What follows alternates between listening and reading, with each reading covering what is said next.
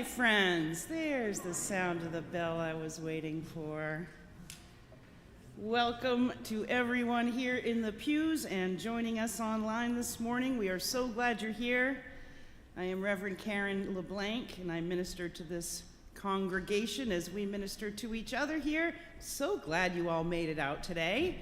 So glad you all came through the storm safely.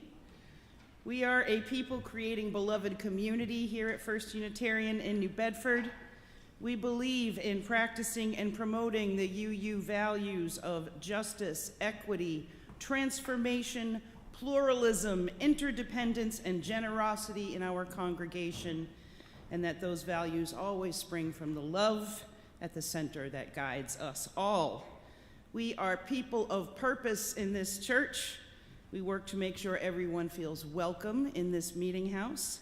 And if what you hear today resonates with you, we hope you'll consider becoming part of this way cool community of seekers and keepers of this wicked long dream. First Unitarian in New Bedford recognizes that the land that we inhabit and enjoy sits on the unceded ancestral land of the Wampanoag, and we give respect to the people of the First Light and their ancestors, and we honor them in this church. A couple quick housekeeping tips today. Of course, join us for coffee hour after the service. Right through that door. We are live streaming, as you know.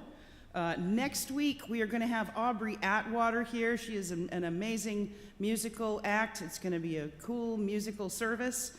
Don't forget clocks spring ahead next week, right? So we lose an hour. There is no service on the 15th because of the half marathon. You do not want to get stuck here in this building until 2 o'clock because all the streets are closed around us. Our new members service is on the 29th, or is it the 28th, 29th? The last Sunday of the month. Mary Raposa will be doing a service on Unitarianism. What is it, 29th, right? Yeah, okay, thank you. So if you are interested in membership, please let me know. Talk to me, call me. It's not a hard process to go through. There is a bylaws meeting today after the service to firm up the updates to our bylaws before they get voted on in May. So please, if you have anything to add to that, or if you would just like to be there to see what we've been doing, come on by. And we still need a treasurer, so if you are interested in being the treasurer for next year, please let me know. Okay, now, let's just stand up for just a moment. Let's take a few breaths and just raise our arms, get a little stretch in. Oh. I know, right? Let's do 3 of those just to awaken our bodies. Oh. And sometimes it just feels so good to get up, stretch, move yourself a little bit. Oh. Oh. Doesn't that feel good? Go ahead, make all those sounds. All right, sit down. All right, who wants to light the chalice? We have one small. Oh, and he's throwing me the Star Trek gang sign right there. Live long and prosper. Our newest Star Trek fan. Thank you very much. Love it. The chalice lighting is from Scott Taylor. We kindle this light to help us look upon the world anew. May it help us remember that reverent eyes lead to revelation. In the glow of this hour, may attention be our prayer, the vehicle through which we love this world and enable it to love us back. Our opening words also from Reverend Scott Taylor. Let go. Let go of those worries that push you into the future. Let go of your regrets that pull you into the past. Let go of your judgments that focus you on what's missing rather than what's being offered. Let go of your perfected plans that blind you to the wildness of the world. Let go so you can be here, so you can notice, finally, the sweet stillness that wants to lure you and love you into the beauty of just getting to be. And now, we're talking about paying attention today, and I've been trying to do some old school hymns, mostly for the kids so that they hear them, because, oh, I heard that growing up in church. But this is also a hymn. We're going to open with Amazing Grace. And this is one of those hymns that everybody knows, everybody's heard, and everybody has a different reaction to. You might have, it might have been featured at a funeral for someone you love. It might give you memories of going to Sunday school when you were a kid or something else. So I wanted you to pay attention a little bit to how you feel when you sing Amazing Grace today. So now let us rise in body or spirit as you are willing or able and sing number 205 in the gray hymnal.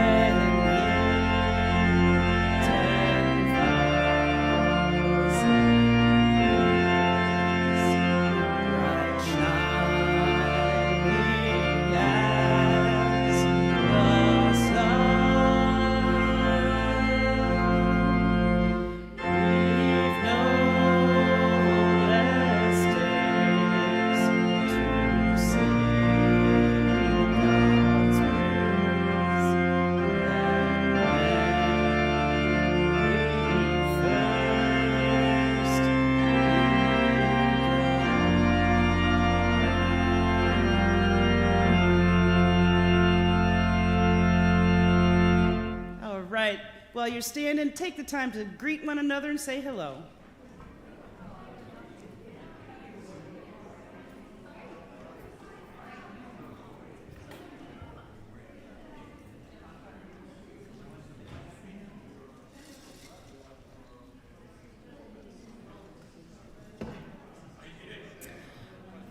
If you will remain standing for a moment.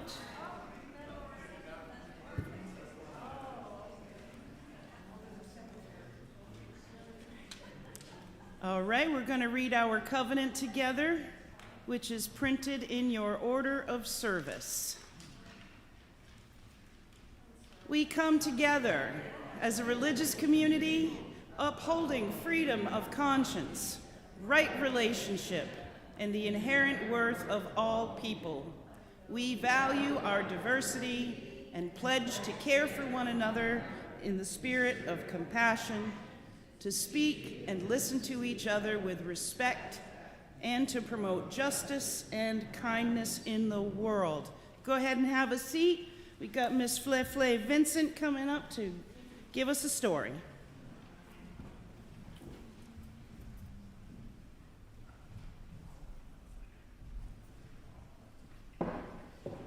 Good morning, everyone. All month long, our theme is paying attention, and I try to pay attention, but these days I feel like I'm an astute observer, because that's what I do for my job. I look at little children to determine where they are in their growth and development and what we're gonna do, but I've also been looking out at all my peoples, and I'm thinking, what does it really mean to pay attention these days? There's so many variables going on. So today, let's just pay attention. We often face these big problems, and it seems like we're not powerful enough to make a difference, but that's what makes our Hugh heritage so great, the humanism aspect of it.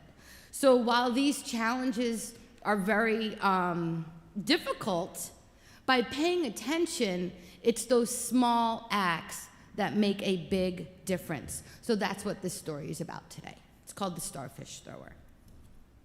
So one day, this guy's walking down the beach, and he sees a little girl, and she's frantically picking up the starfishes. And she's throwing them back in the ocean, because for miles and miles, there are starfishes all over, and she knows what's gonna happen. When the sun comes up the next morning, they're all gonna die. And he looks at her and says, my goodness, there's miles and miles and miles of beach and thousands of starfish right now. Do you really think you're gonna make a difference? And she walks along and she goes, I did to that one. So paying attention is exactly that. And that's what I often like to remind what our Sunday school is about, because if one child crosses the threshold to come to our program, we made a difference, because they can go out and share their feelings and the values of what it means to be a good citizen, and then we pass it on. It's the domino effect. So yeah, one starfish can make a difference. So be the starfish thrower. And so let's sum it up.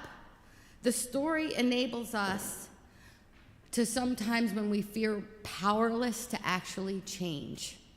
And it's those little small things that sometimes it's like, I'm not doing enough, I'm listening to these things, and our world is da-da-da-da-da, and we're up here doing this, and we're letting out these primal feelings. But if we start paying attention, and we just say, I'm gonna do this one thing today, and we all do it together, there's the collective unity, and that's what paying attention is about. So let's enjoy this month with this theme and move forward and do one little small thing, not necessarily an act of kindness, but something that makes a difference. Domino effect. So thank you. We have more power than we think.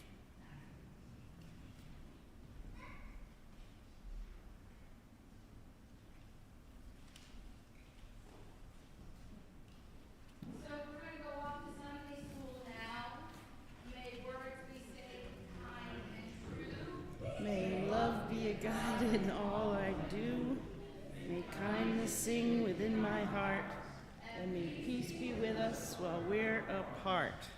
Okay.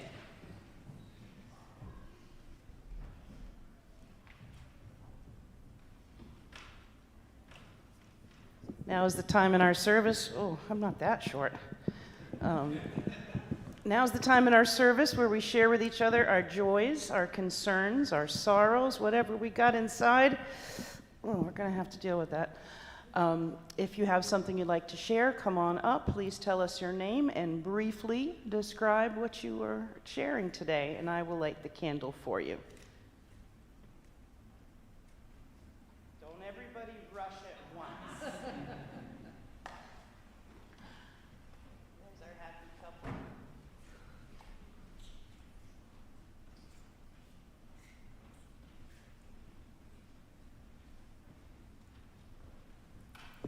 Good morning. I'm Helena, and I have two joys to share. Today is the birthday of Ken's twins, which they're my twins too, therefore, and our adopted son made his journey to Brazil, where he was born, and met his birth mother and sent us pictures, and it was just so beautiful.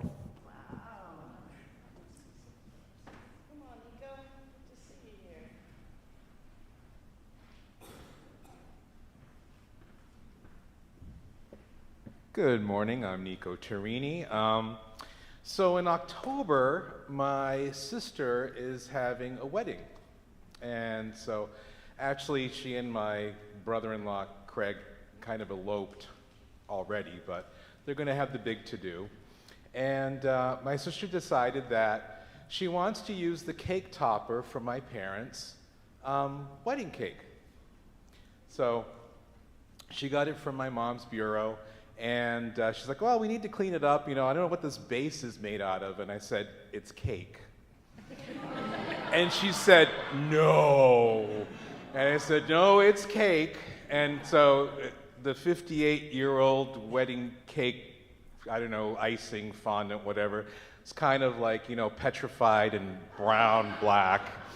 I remember it being white when I was a kid, but, you know, now, you know, it's 58 years old. So I said, we'll get that off of there. So I put it in some water. It dissolved because it was just sugar and, you know, it was cake.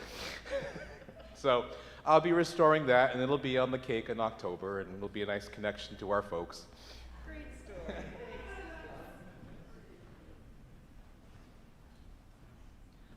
Hi, I'm Charlie Morgan, and I have both a joy and there's still some concern. My husband, Jeff, his mom finally had the critical surgery that she needed.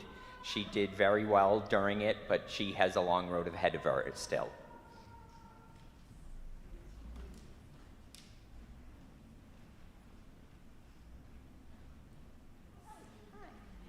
This is kind of a small joy for me. Before I left my apartment to come here, I was telling my husband that I didn't feel like there was so much going on in the world and I didn't feel like I was doing enough. And then I came here and I heard the story and was reminded that we can do things. And so it was kismet. Thank you. You want me to throw a starfish at you? Yes, please.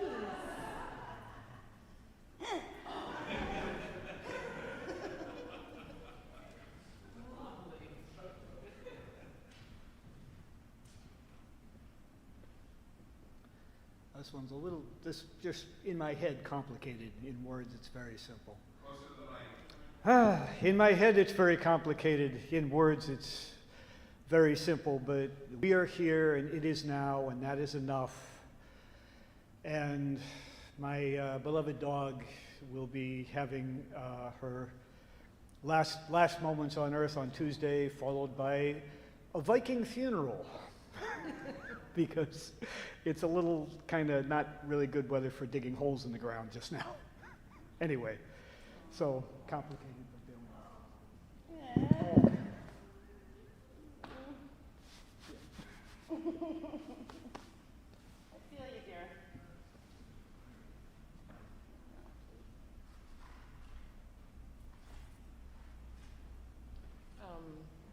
I'm Kate, and this is Eric, and we have a son, Sam, who's out in Colorado with his partner Audrey, and we're going out. They're getting married on a Saturday and having a baby shower on a Sunday. And then it's looking like they're actually going to have a baby in May, so that's really great. We're really happy. Yeah. And I'm thinking about my brother who is struggling with bipolar disorder and many layers of dysfunction, and he's in a hard place right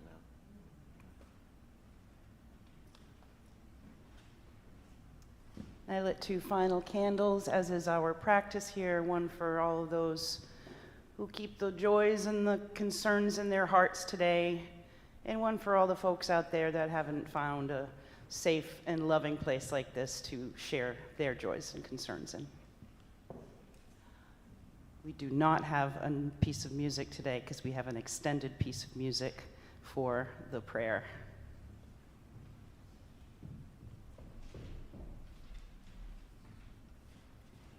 So let us jump right in to our responsive reading today, which is number 490.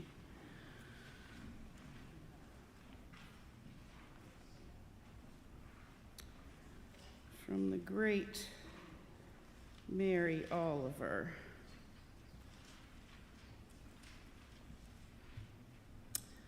I will read the plain type if you will answer with the italics. You do not have to be good.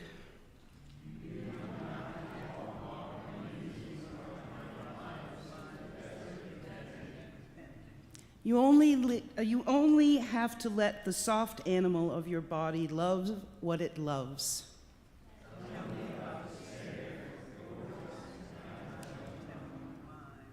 Meanwhile, the world goes on.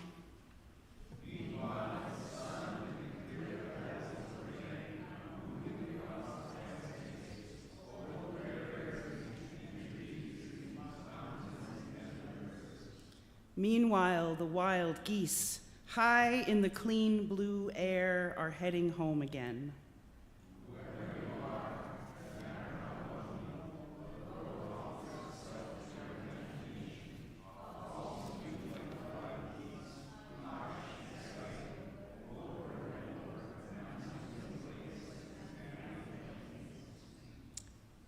Now, before we enter into the spirit of prayer and meditation, I want to tell you a little bit about this composer we're going to hear, because we're going to have a longer piece of music to pay attention to after the prayer. Now, his name was Arvo Pärt. It's spelled P-A-R-T with an umlaut over the A. And he was born in Estonia in 1935. So this, hold on. This piece was commissioned in 1980 for the 900th anniversary of the cathedral in Speyer, Germany. And it consists of 5 sections. Variations on a sequentially changing cantus firmus, an introduction and a coda. So each variation has one of the letters K, G, C, S, A, which are the initials of the 5 sections of the ordinary, which is a mass. The Kyrie, Gloria, Credo, Sanctus, and Angus Dei. And it symbolizes the mass which annum per annum, which is the title, day after day, has been celebrated for 9 centuries at the cathedral. So that's just a little background for this long and interesting piece, so pay attention. And we're gonna have just a little longer silence as well today. So, let's take a few breaths. Relax your eyebrows, relax your shoulders. Let loose your belly. Drop the tongue from your roof, the roof of your mouth, just for now.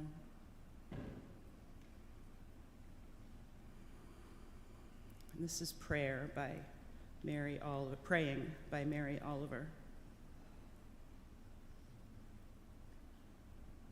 It doesn't have to be the blue iris. It could be weeds in a vacant lot, or a few small stones. Just pay attention. Then patch a few words together And don't try to make them elaborate.